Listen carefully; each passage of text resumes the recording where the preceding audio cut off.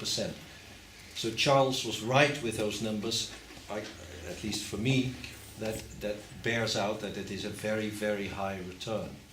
And if I halve the 41.3% to about 20p, then I still would make about 3 to 4% return. So that is not bad at all.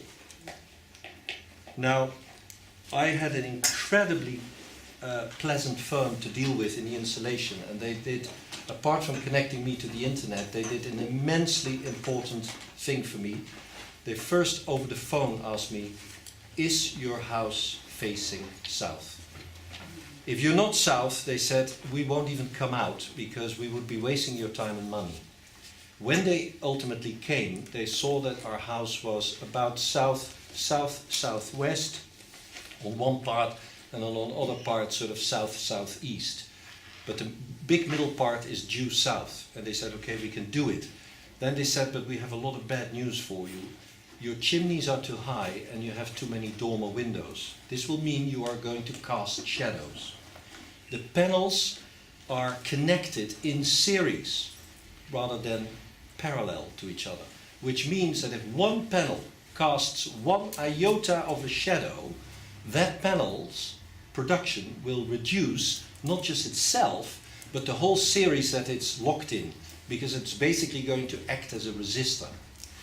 So they looked at our roof and they said, well, the cost is going up already, Marc, because we would never recommend that you put your 3 kilowatt peak all on one series installation. You need to have two independent ones, because at 10 o'clock the right-hand panel series of panels will produce, and then in the afternoon your left-hand series will produce. That proved to be an incredibly important message, because therefore my output hits more than 3 kilowatt peak.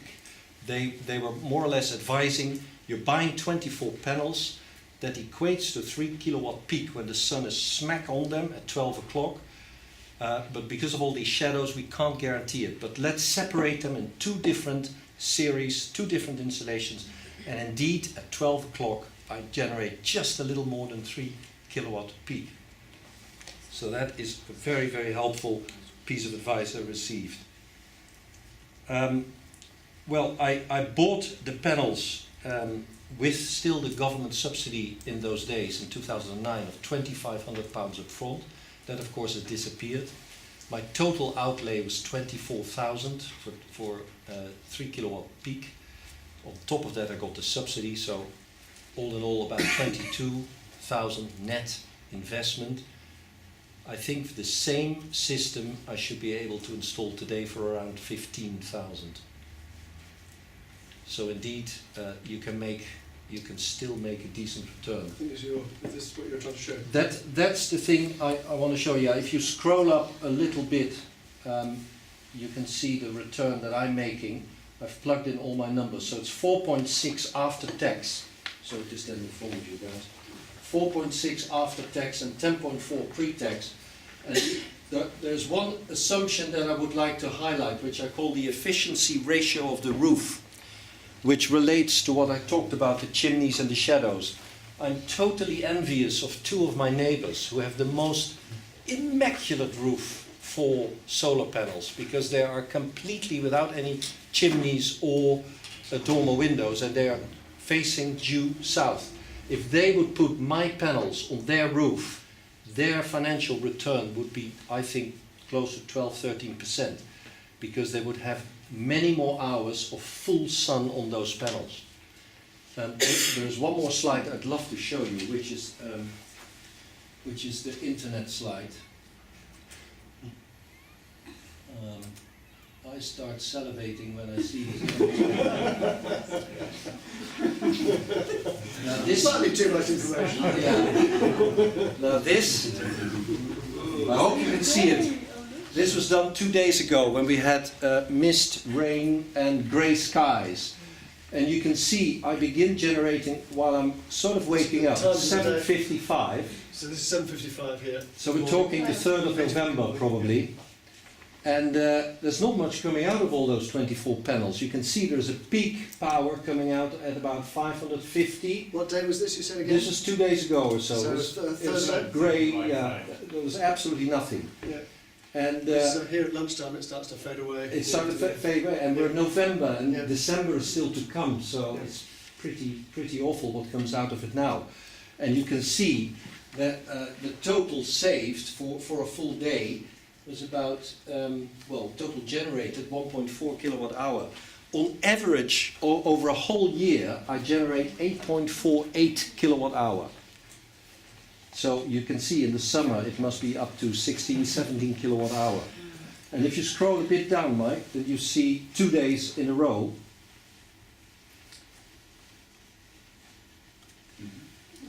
This was the day we just looked at on the right, and then the graph just before it is a day where we had a bit more sun. And scroll a bit to the left so you see the left-hand margin. You can see that they are just peaking over 2 kilowatts. And in the summer I'm peaking just over 3 kilowatts. But you can see how short a time that actually happens. And that's very much due to my unfortunate shape of the roof. If you have a better roof without all these shadows, you have a much longer, higher production. And as a housewife, when you put on your washing machine, you have to check. Well, I just look at the sun. I think, now it's Yeah. you know, Well, that's- you hope to catch all that. That's a good point actually, because I'm a bit disappointed by how much electricity we actually use during the day when the sun is blazingly hot on those panels. Unfortunately, our life is that when the sun shines, you don't use so much electricity. You tend to use it at night. And of course, there's no way to That's store where the it. cheap rate is, which is actually quite a pain. You don't really want Yeah. to put your washing machine on during the Yeah. night. Exactly. And we Yeah. we have that as well. I'm not going to do it tonight. I'll do Yeah. it tomorrow. Yeah. So you'll see in my spreadsheet that does the calculations that I've been very conservative in assuming how much we benefit directly by using electricity from the panels. We use actually just a bit. Now the So dream. Are you saying, sorry, Yeah. are you saying it's better than when you're at your peak to use to do all your washing? That would be great. Than doing it in the middle of the night? Well, that I don't know the answer to that yet because we're on an economy 7 tariff. So How are you? I mean, I would say intuitively yes, it is good because our washing machine isn't using 3 kilowatts. Yeah. So if we're producing 3 kilowatts and you put your washing machine on, you should be able to save. But of course that means you're going to live by the panels dictating your life a bit, and few people do You need that. to get a bell. Well, Yeah, when it hits your peak, Yeah. then the bell goes. Yeah. You know, you come Yeah. around. Okay. Right. over to you. Before I talk about our slightly different experience, I've been asked to give a plug for the cafe. Tea and coffee, cakes, biscuits, all sorts of things are waiting, and they've got large quantities, and they're anxious that they're not going to sell everything. And they're very nice Hot too. soup as well. Yeah, they're very good, yes. We don't all leave now. No. Okay, my experience has been slightly different to Marc's. I'm not half the geek that you are, I'm afraid. I have got spreadsheets, but I think I'll pirate yours, it's rather better.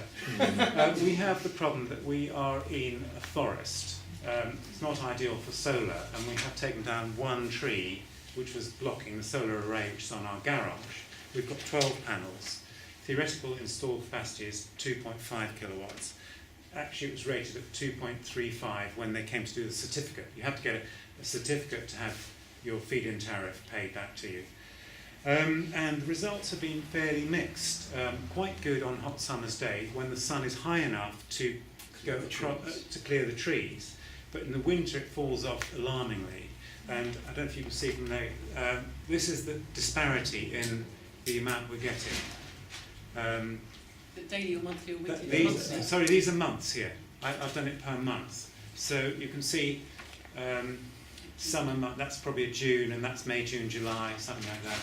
But it's quite variable, and I still think I'm on the beginning of the learning curve with this. We have economy 7 too, so we still actually do put the washing machine on at night, not the daytime. Better for the bank than the CO2 balance, I have to confess.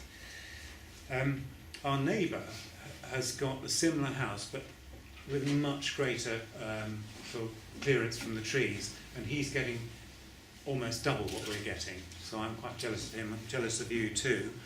The best we've ever seen in one day is 13.6 kilowatt hours in one day, which is quite good, but that goes down to I think I looked yesterday, it was 300 watts we got yesterday, which is not very much at all. Hardly worth doing, but I still feel good about having this system. A little bit about the financing. I didn't really think it through that thoroughly, because the thought of an interest-free loan for the full cost of everything over 25 years made me think, well, you know, that's not costing me anything really, and that it would give me a good conscience in terms of CO2, which it has done to some extent. But perhaps the £14,000 that it cost could have been better spent with other forms of renewable. I don't know. Maybe you could have talked about that later. But this was something that was offered with a very short time limit, and we went for it. And I don't regret it, but I do feel the need to do some more things as well. We've got a very well insulated house with triple glazing and all sorts of things like that, so our actual heat requirement isn't that big, but it's heated electrically. So it's important that that's efficient. Sorry, can I just ask, do you get the feed-in tariff? Yes. Or does the energy company? No, It's not we one do. of those schemes where... No, we get it. So in terms of cost, it cost us £49 a month for the loan, and we're just about at break even. But I think if we can get a few more trees taken down and we'd use them for renewable log burner, then it would be a lot better. We'll be talking about wood at 1 o'clock. Yeah, exactly. Thank you. As I said, it's quite interesting. What's come up here is the suitability of your site and the appropriateness of different things in different places. And I used to have this real passion that I had to have a wind turbine. It was just the one thing I really wanted. And then someone sort of said, it was someone in the industry, said, well, stop going on about that. It's just not efficient. It's not efficient where you are in the southeast of England. You don't have enough wind. I'll still argue that point with them. But on a general scale, it's quite good to be aware of the fact that it's not always the best use of your money. And I think that's what came out from Charles's talk this morning. The government's looking at this thing from what's the best use of the government's money. And it's always hard because you all look from different perspectives.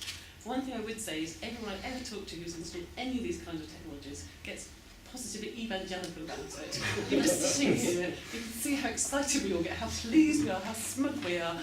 It's wonderful, but then of course you just look for the next thing. What's the next thing you can do? And I think it's about taking control. It's about taking control of your bills and your use and your impact on the world. Because you suddenly become aware of all these things that, you know, the bill comes in, then it goes out, and you can kind of not really notice. And it's lovely when you start to, it's like growing your own food, which is hugely successful at, but again, you take control, you have that feeling of ownership about your own life and how you live it and who is paying for it and how. So I would say that all the things we've done, thanks for the graphs, they're very great, I'm sure we'd love them, it's certainly financially effective, but I think the bigger thing is it's very empowering and it's very satisfying to think, well, you've done your bit and you've done what you can do, it's what transition is all about. I think we're all trying to work out what can we do for the best. No one's talked about water, so I just talk a little bit about water because we have put our hippos in, and again I've become very anal about my water bill. I do know what the average use in the southeast is per person, you know, in a household, and therefore what the average per day rate is. It's about 160. 160 litres per day. It's quite shocking. It's quite shocking, 160 litres per day. Now we're on about 95 litres per day for every resident of our household on our annual bill. Because now whenever that water bill comes in with the meter, and we do have a meter, I think meters are very, very important. I love meters. Sorry, was that per household or per person? Per person. Per household. Yeah. You look at your bill, when you go home, look at your bill and work it out. And so my goal is always to do a bit better than we did last year. Now, in this time, we've also installed a swimming pond. As you can imagine, installing a swimming pond is not good for your water use because it's all that evaporation that goes on. It's better than some kinds of ponds or pools because it's a pond, so the rainwater comes in and that's all good, and we do fill it up that way. But even with the pond, we're at 95 litres per person per day. The average person is using 160 litres per day. Now, all that is processed, it's transported, it's okay, water moves itself, but you know, it's come from somewhere, it's purified, chemicals have gone in, and most of it's just going down the loo. It's outrageous, literally. So I think that if you can become aware of how much you use, and how if you can see it as a personal goal or satisfaction, or get some sort of sense of reward from that, in a way it doesn't matter what the finances are. It's good if you're not in penury for it, but you don't need a high financial return. What you need is the feeling that it's the right thing to do. And I think that's what's really important. So please do go and analyse your bills. And, We'll come back at 2:30 to hear Rosalind Santiago talking about, who's a county councillor, talking about what she's done. But it is, and it's the simple little things that actually make the big difference. So it's great to have panels, and we love our panels, but actually it is not having the tap running when you wash your teeth and not flushing them every time. And just all those little tiny, tiny things that make the biggest difference. So other than the pond, have you done anything else to capture rainwater and use it? Yeah, we have lots of water buds. But we looked into the big capturing things, and that's quite a big deal because it's quite an investment. You have to have serious earthworks. You put in a huge great tank. So I think if you're building a house or extension or anything like that, it's worth it. But for a lot of these things, retrospectively, it's not. Now, okay, can I just have another 2 minutes of hobbiness? I'm a Wilton District Councillor. I'm so frustrated because the planning things that come to us do not take account of these things. Every planning application with more than 5 houses should have a communal water collector in it. It should have all the houses facing the right way for solar panels. They They should don't. have solar panels on them. I mean, they Yes. should be built with it in. Yes. Yeah. But our Generally house, solar tiles. So, Yeah. when our house was built, we were required to have a rainwater collecting system Your extension. in upper close. were you? Because they were saying that there was too much rainwater because we extended the roof so much. There was too much rainwater collected, and the sewage system wouldn't be able to cope It's a with it. runoff problem. So the builder was then required to put in a harvesting system in the ground, which we're using, which is great. Brilliant. I'm very heartened to hear that because that's Wilton. Do you mind me asking who your planning officer was? No. Okay, well, then you can gold star from me. But it's that kind of thing that if it could be part of every, not just you because you had. It was very extensions easy. in- It was very easy to install. Exactly. And it costs 10% more to do it, usually. At the builder's time, it costs that bit more to do it. And we had a tour of the district and all the new developments, and we had this debate again and again. Oh, yeah, it's more expensive, people don't want to buy more expensive houses. But to me, it's a no-brainer. You have to put that money in, you have to invest, because if you don't, well, we're all just going to cook up. What we liked about the idea is of being able to water our vegetables without chlorine. Yeah, fantastic. That was the main motivator for us. Well, once you start collecting it, and then someone said to me, it's no good collecting it, you've got to use it. Yeah. Once you start using it, it's just, again, it's a habit, isn't it? It's a habit, you do it, and it really feels good. Sorry, can I just... Yeah, I just want to make a comment on what Rowena was saying about really on Bill's side. I mean, so the first step in terms of powering is look at your bills, so they're coming particularly on the electricity one. If they're estimated, obviously you want to check your meter and make sure that you're giving them the correct reading, because certainly in my experience, they'll always overestimate. They want your money in their bank account, but they may then refund. I recently switched suppliers, and I was only with them for less than a year, and they gave me £860 refund. Yeah. So that's a quick, yeah. Shows you how much I look at my bills, but exactly. That's the first That was step. metered. well, it was based on their estimates and so on. It was hugely overestimated. Yeah, and secondly, for that, because I mean, we've got solar panels as well for electricity, and you really need to have correct readings on your bills to be able to compare what your usage once you install your panels are against what your previous usage was, to actually help yourself understand how many units you've avoided using. So, and that's actually a real problem when you try and look at that, where you're generally kind of relying on these estimates, and then they give you these little graphs that say your usage now compared to last year's. But those actually aren't based on reliable numbers. So meters are great, and look at your bills, please. Yeah. Yeah, absolutely. It's fine. Okay, I'll be very quick. I'm just, I think we're running out of time, and I want to hear about kilowatt price. I was just going to say it's interesting to look at your electricity bills, know your kilowatt price. It's really important. I'm actually looking at something called the Economy Radiator Company at the moment, which says that they're electrically powered radiators, but at a very low rate, and they're on all the time, and they drop 4 degrees according to if you're in the house or not in your house. And I'm just wondering at the moment if that's a good way for me to bung out the oil anyway. But also saving price on draft excluding is essential at the Draft beginning. busting workshop. Draft busting workshop. On offer. At the beginning of the ladder, there's no point doing anything until you've done the draft and the insulation, and which leads me on to the fact that what do we do? You know, we don't know. We can only presume. You guys are really into your solar and stuff like that, and that's made you very happy. But is it the right things for your house? We don't know, do we, really? We're not experts, although I'm wondering. But, and that's something that Duncan's going to touch on this afternoon in his talk, about having energy, environmental engineers coming in, or energy advisors, which the Green Deal will give us, apparently, and it will come to our house and tell us what is needed for our house, which will be a real bonus. But will But they you'll be pay for linked it. to energy companies, or will they be completely independent? You know that they're independent, but they will be linked to the energy company. But it will be, it will give a certificate, and it will say, they will not let people install solar power next year unless you've ticked all the other boxes on the way to good insulation and stuff like that. And if you've got somebody that's over 65 that that hasn't had their insulation checked, tell them to, because good old Wilden will fund their insulation. So that's one to remember. Water. In Barkham, we've got a big school, a primary school, big roof on the gym, and the playground, it's great. It's a really good community. We've got a cricket club in the middle and the sports ground. And do you know that they use over £1,500 a year to water the square and water and what have you? £1,500 goes in from the community, from the sports clubs and everything. Now, there's roofs there that could store that water from the runoff from the school.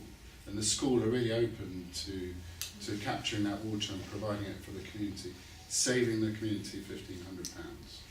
So these things should be looked at, and an environmental engineer or groups that spurn from this can do that. I mean, in spite of the rain that we've had in the last few days, actually the southeast is one of the dry. Yeah, it's only going to get worse. Less rain than Sudan or something crazy like And that. the water companies are actually charging farmers for runoff from the roads. So we've got a farm in Barkham that has a reservoir, and they're actually considering filling it in, because the water company's charging them so much money for the drainage into the reservoir. It's just...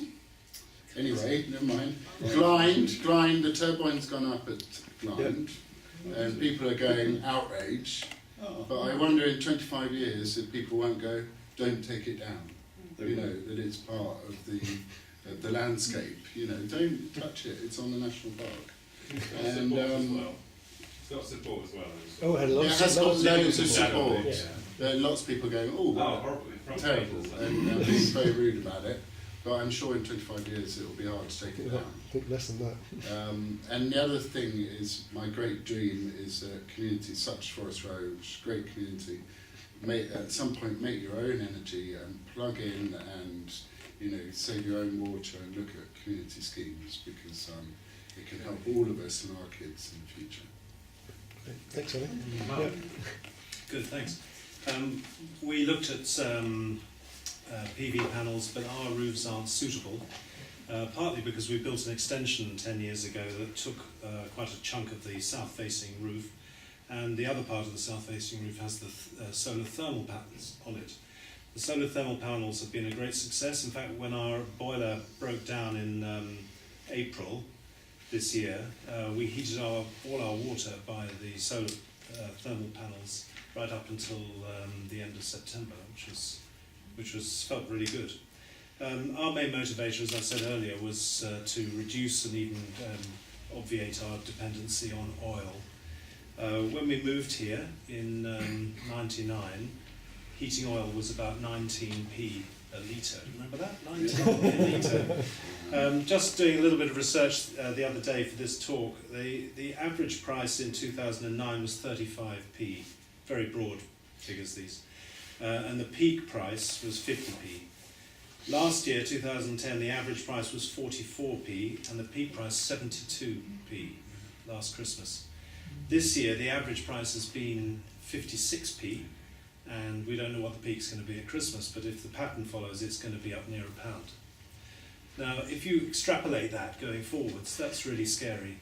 And in our village, there's no gas, so we can't have all access to Mr. Putin's wonderful gas, or even that wonderful stuff they're going to be making in Balcombe with by fracking, which is another subject that we won't want to go I was into. slightly surprised that no one brought that up this morning. Oh, but, what an abomination! What an abomination! And sorry, just to interject on that, Balcombe is close to Ardingly, which is where our water comes from. It doesn't come from Weirwood, it comes from Ardingly. Yeah. A bit of it comes from Weaver, but yes, Yeah. it mainly comes from Yeah. They're proposing fracking there. Yeah, There's a license out for it, but not, because yes. it's a big subject. It really deserves a day of its own. Actually, it's quite an abomination against all of us. So, how do we get rid of oil? How do we become less dependent on oil companies and to meet our needs going forward? So, solar thermal gives us very good hot water in the summer and some lifting of the water temperature even in the winter. We've put in a log burning Rayburn, which covers us for, apart from the fact that it generates a lovely heat, it's like having a wood burning stove in your kitchen. It also covers us during the spring and autumn for more hot water and some radiators. It doesn't do the whole house, but it does some radiators. Can I ask just very quickly Yeah. how that is to manage? Is it an It's like having a child. It's completely incompatible with two people in the household working. Yeah. You have to be there every 90 minutes to fill it up with logs. It's like having a baby, you have to keep feeding it.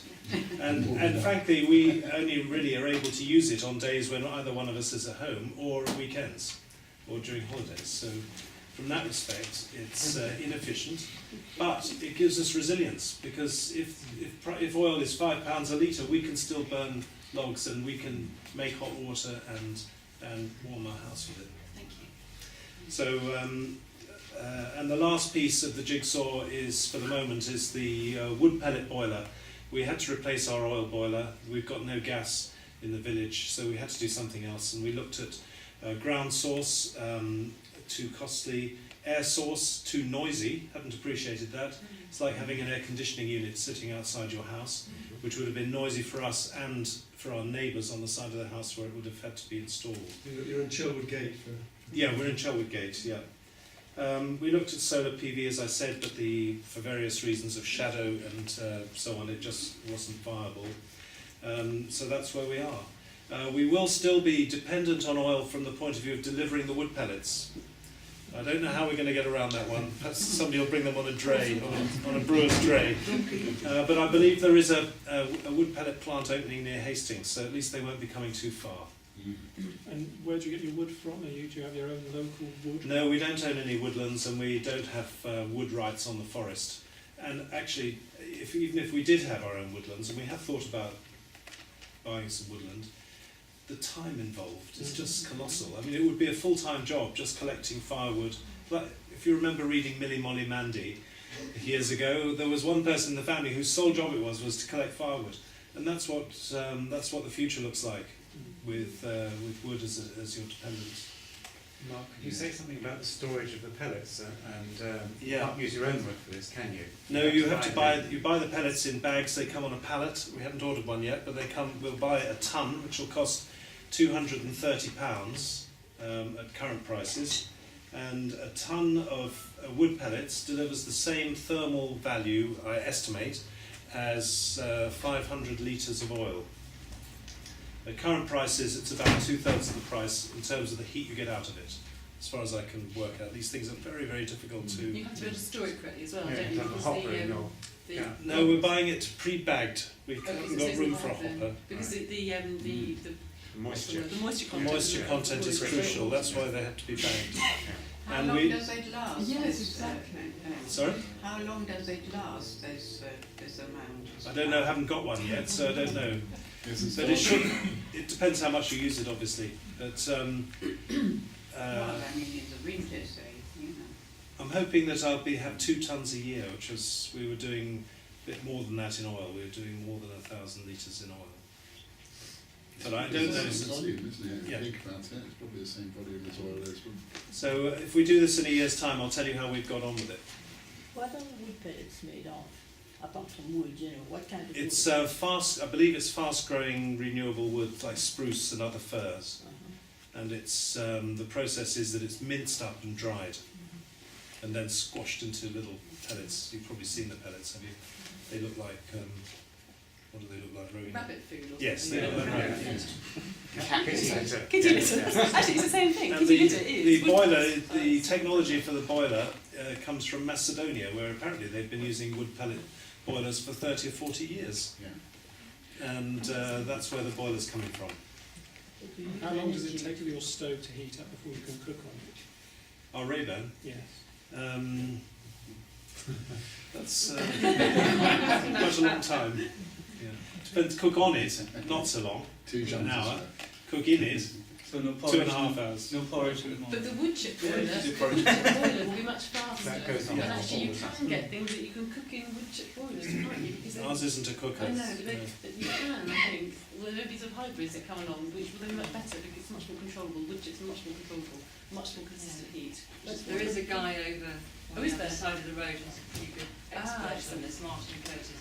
Yeah, we've been getting signs about running over time, so Yeah. let's have one more question and then I think we've got to stop. But you use energy to produce the wood pellets. Yes, Yes. it's not, we're not completely independent of using energy. You know, we have Sorry.